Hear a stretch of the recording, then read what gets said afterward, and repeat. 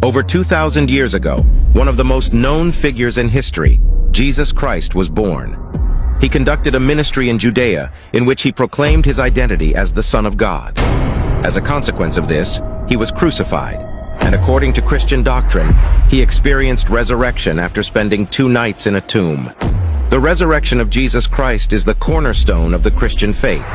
One of the most disputed sacred relics is believed to stand as one of the most compelling pieces of evidence for Christ's resurrection, the Shroud of Turin.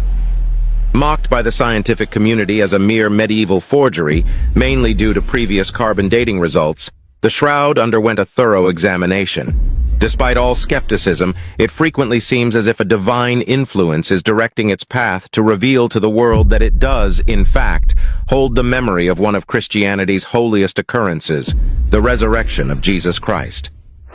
In a breakthrough hailed as one of the most momentous in the history of the holy relic, researchers managed to unveil an inscribed name on it, providing conclusive proof of its authenticity.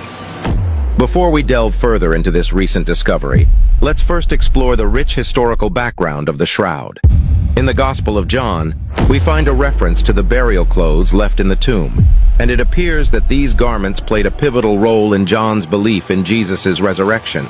It's believed that the Shroud of Turin may have been used to envelop the body of Jesus Christ upon his resurrection. Given the ongoing questioning of the Shroud of Turin's authenticity, providing a definitive history for it is also a challenging task. The first documented historical reference to the shroud appears in a text from 1389, which recounts a public exhibition of the shroud in 1355 in Lirey, France, by a French knight named Geoffrey de Charny. Nevertheless, it faced resistance even from within the church. Bishop Pierre d'Arcis of Troyes, in a letter to the Pope, labeled it as a skillfully crafted painting and a deliberate forgery.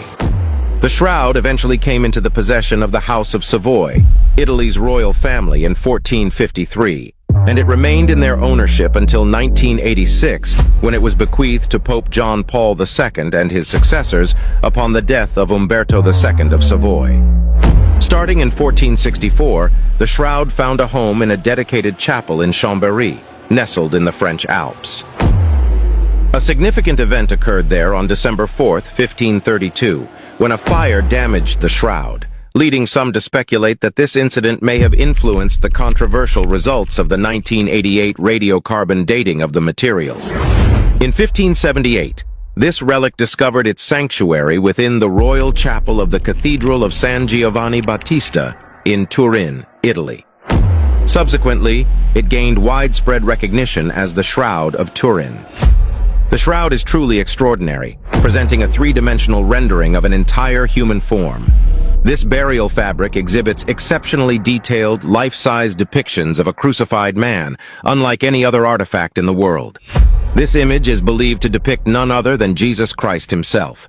In an era where technology's prowess allows for nearly boundless achievements, it remains a perplexing enigma that no one has succeeded in replicating the mysterious image or the distinctive characteristics of the Holy Shroud.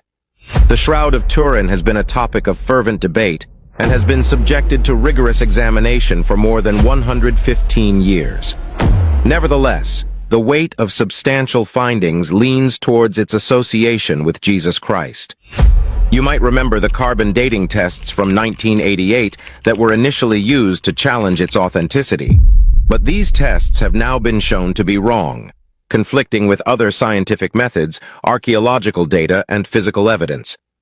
Let's begin by discussing the recent discoveries made by Dr. Gilbert R. Lavoie, a dedicated researcher who has devoted 20 years to a unique blend of medical and scriptural investigations regarding this sacred relic. He has recently unveiled compelling evidence that unequivocally establishes the shroud as a representation of the precise moment of Jesus' resurrection. He arrived at the conclusion that the image on the shroud portrays an individual in an upright position, rather than a figure in a supine burial posture. A close examination of the frontal image of the shroud reveals that the hair cascades down on both sides of the face, following the natural pull of gravity. This same gravitational principle holds true when scrutinizing the back image, where the hair flows over the shoulders and descends down the back, perfectly in sync with the posture of an upright individual. The pivotal factor here is the force of gravity, which profoundly influences not only the behavior of the hair, but also the overall appearance of the body when it transitions from an upright position to a supine one. This revelation was substantiated through a series of experiments in which an unclothed individual reclined on his back atop a glass surface. Illustrated by the artist's renditions, it becomes evident how the man's hair naturally flows backward and lies flattened against the glass. Moreover, there is a noticeable compression in the anatomical contours of the back, buttocks, and lower legs. The image on the shroud is expected to match the traditional supine burial position that has been widely assumed. Nevertheless, the actual depiction of the shroud contradicts this anticipated alignment. Instead, it presents an anatomical form closely resembling that of an upright individual. The flowing hair and the bodily configuration of the man imprinted on the shroud undeniably reflect the stance of an upright person. Moreover, the figure on the shroud isn't shown as if he's standing or resting on anything. He seems to be floating, which raises the question, why does he appear suspended in mid-air? The answer to this mystery might well be rooted in the Holy Bible. This striking visual representation serves as a profound testament to the resurrection of Jesus. Furthermore, numerous discoveries on the shroud provide compelling evidence for its association with the image of Jesus Christ. An illustrative instance is the research conducted by Dr. Joseph Kolbach, who identified limestone containing dirt on the shroud. This limestone was just like the kind found in the tombs of Jesus in Jerusalem. It's called Jerusalem limestone, and it's mainly from Jerusalem. What's interesting is that the limestone on the shroud looked a lot like a sample from the Damascus Gate, which is close to Golgotha. This suggests that the person on the shroud probably walked around Jerusalem before being crucified. Moreover, the image on the shroud appeared to vividly capture the marks of the hardships and injuries that Jesus Christ experienced on the path to his ultimate sacrifice, the crucifixion. Abrasions on both shoulders suggest the strain of carrying a heavy, rough object like a cross, while abrasions on one knee imply that the man fell, leaving traces of dirt. Other areas on the shroud show a mixture of soil and blood, indicating that he hit his head on the ground during his fall to his knees. There were marks like thorns on the head, as if a crown of thorns had been pressed onto it painfully. The wrist wound on the shroud seems to be around the size of a 1 square centimeter square. Interestingly, in Rome, there's a church called the Holy Cross of Jerusalem that houses relics discovered by Saint Helen, Emperor Constantine's mother. Among these relics, there's a nail believed to have been used in crucifixions, and astonishingly, it measures precisely 1 square centimeter in size. The Shroud of Turin also displays a distinctive elliptical wound on the side, roughly 2 inches in width, a dimension that corresponds to the size of a Roman spear. The depiction on the shroud further reveals a separation between the red blood and clear blood serum, a phenomenon commonly observed when an individual has succumbed to death and sustained a wound. This separation results in the distinct discharge of both blood and water from the side wound, a detail explicitly mentioned in the Gospel of John. These specific characteristics align with only one account in history, pertaining to a singular individual. The most touching part was the stains on the shroud, thought to be his blood. People said these stains were special reminders of the sacrifice made for humanity by Jesus. These details collectively add to the compelling evidence of the shroud's authenticity and the sufferings endured by the individual it represents. Additionally, the shroud contained traces of 49 different types of pollen. Out of these, 33 were only found in plants from Palestine, and 3 were unique to Jerusalem. This botanical evidence strongly indicates that the shroud likely came from a time between March and April. It's even possible that one of these plants was used to make the crown of thorns. Physicists John Jackson and Eric Jumper had an interesting idea about the faint marks over the eyes of the man on the shroud. They thought these marks might be coins, possibly used in Jewish burials during the 1st century. What's fascinating is that these coins were very similar in size to the ancient coins used in the era of Pontius Pilate, from 2 BC to 33 AD. Moreover, the shroud's dimensions are remarkably close to an old measurement standard, measuring 2 by 8 cubits. Interestingly, a 3-inch wide side strip on the shroud was sewn using a special stitch that was only used in Palestine during the 1st century, creating a strong link to that historical period. Common depictions of crucifixion often show individuals being nailed through their palms, but archaeological findings challenge these portrayals from the Middle Ages. Research has confirmed that the nails used in crucifixion were actually driven through the wrists. This specific placement provided more stability and allowed the victim to move up and down on the cross, making it easier to breathe. The nail locations on the shroud image match this, adding to its authenticity. And if that's not astonishing enough, there's another recent revelation that comes from researchers in Palermo, Italy. They've made a groundbreaking discovery that suggests the image on the shroud isn't static.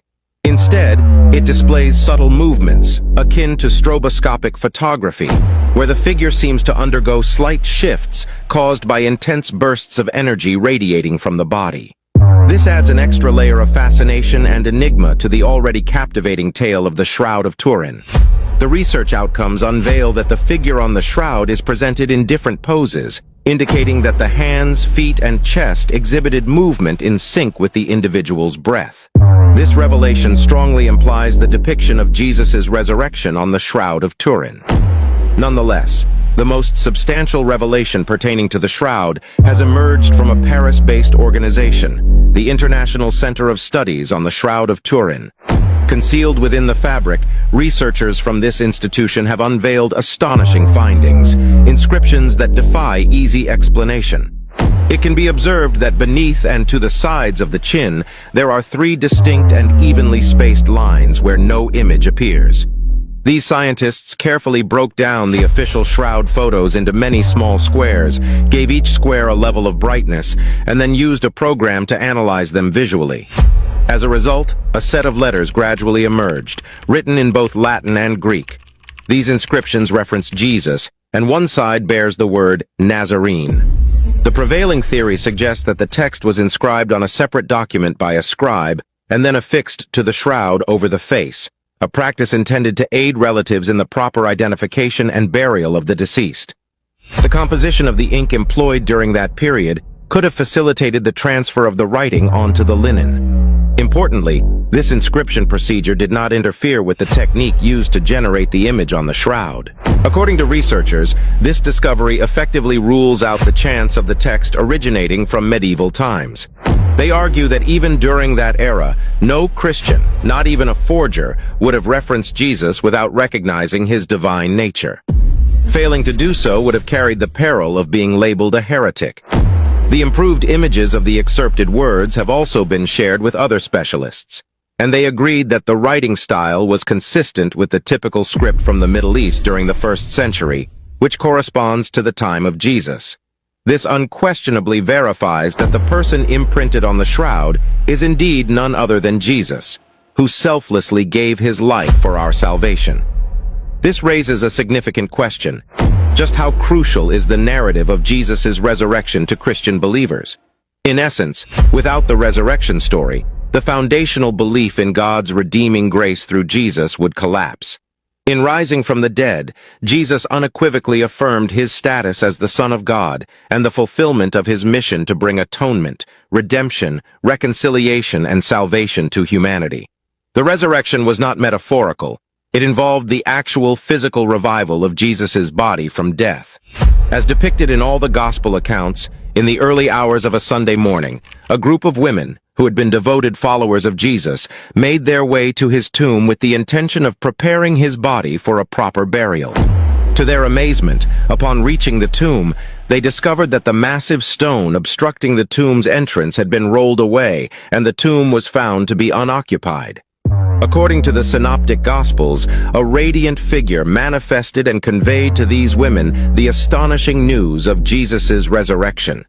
In John's distinctive narrative, Mary Magdalene had an encounter with an individual who initially appeared as a gardener, but upon addressing her by name, he unmistakably revealed himself as Jesus.